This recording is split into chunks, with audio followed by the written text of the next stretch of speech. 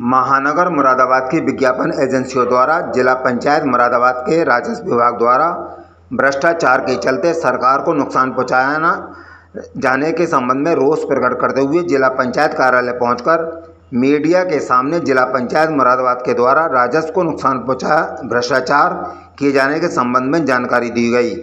बताया गया कि जिला पंचायत मुरादाबाद द्वारा सरकार को विगत 3 सालों से लगातार नुकसान पहुंचाया जा रहा है।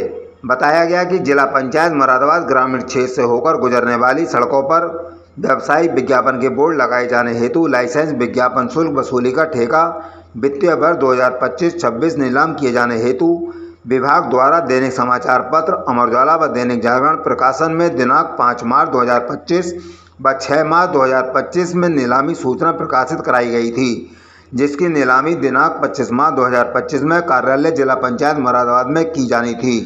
जिला पंचायत मुरादाबाद गजट अब विधि नियमावली में शुल्क वसूली का ठेका दिए जाने का कहीं प्रावधान नहीं है।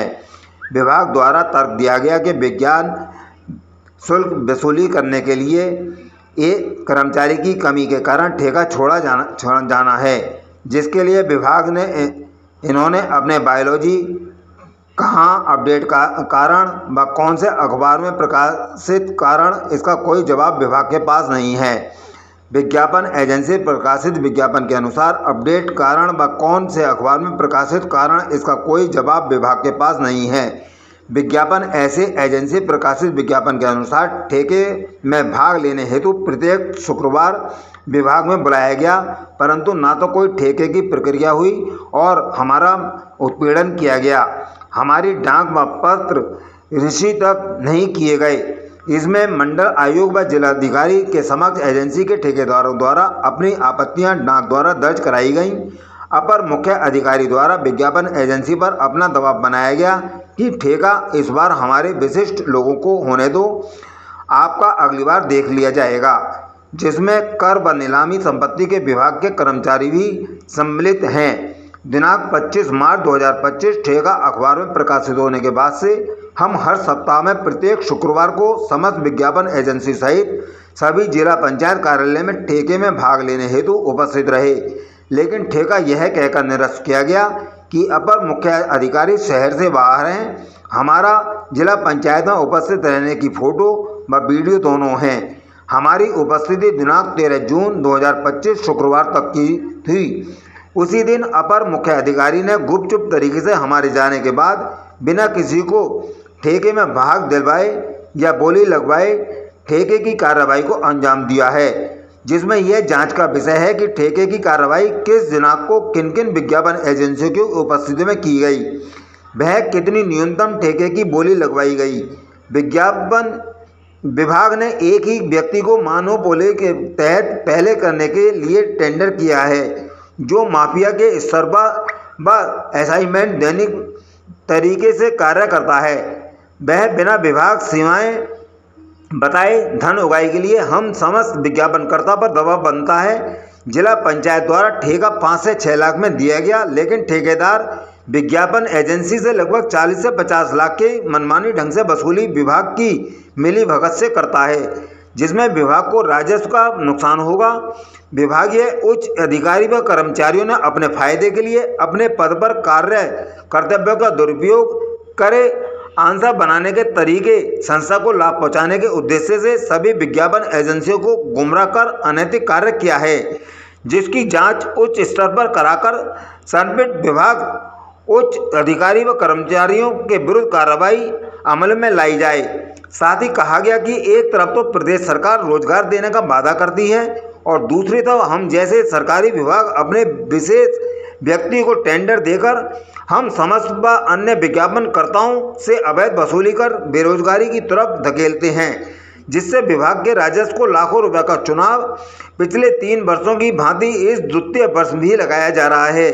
यह लाइसेंस विज्ञापन शुल्क वसूली हम विज्ञापनकर्ताओं से जिला पंचायत विभाग अपनी अब विधियों के अनुसार स्वयं सरकारी राजस्व में जमा कराएं, क्योंकि इन भ्रष्टाचारियों के कारण ही हम इन दिनों महानगर मुरादाबाद में सैकड़ों की संख्या में यूनिक पोल खाली पड़े हुए हैं और उन पर कोई भी एडवर्टाइजर से विज्ञापन लोग डाटा संपर्क नहीं कर पा रहे हैं और यही कारण है कि इन यूनिक पोलों पर खाली रहने के कारण सरकार को काफ़ी नुकसान उठाना पड़ रहा है।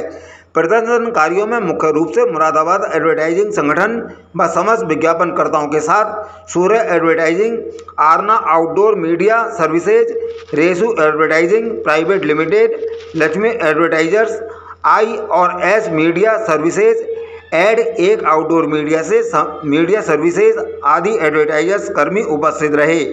इस बारे में सूर्य एडवर्टाइजिंग के ऑनर राजेश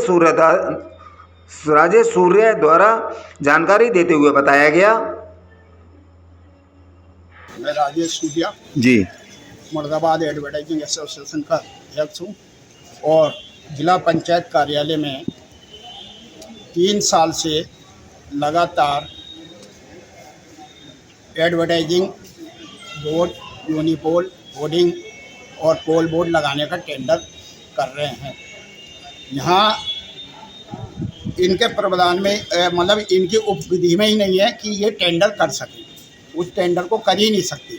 उसके उपरांत भी ये हर साल टेंडर की अपनी डेट निकाल देते हैं कि इस तारीख में टेंडर होगा, मगर मेन मकसद है कि ये व्यक्ति विशेष अपने व्यक्ति को फ़ायदा पहुंचाने के उद्देश्य से वो टेंडर निकाला जाता है।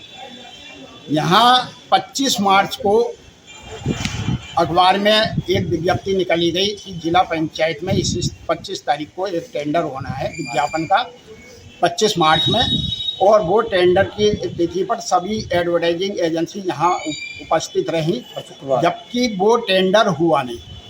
उसमें ये कह के टाल दिया कि भाई अभी जो है कोई अधिकारी नहीं है, इस बात को लेकर उसको अगले शुक्रवार को वो टेंडर किया जाएगा। नेक्स्ट शुक्रवार में भी फिर ये होता है कि शुक्र के शुक्र आपका टेंडर होगा, मगर वो कोई शुक्र आज तक इस तारीख तक अभी तक नहीं हुआ।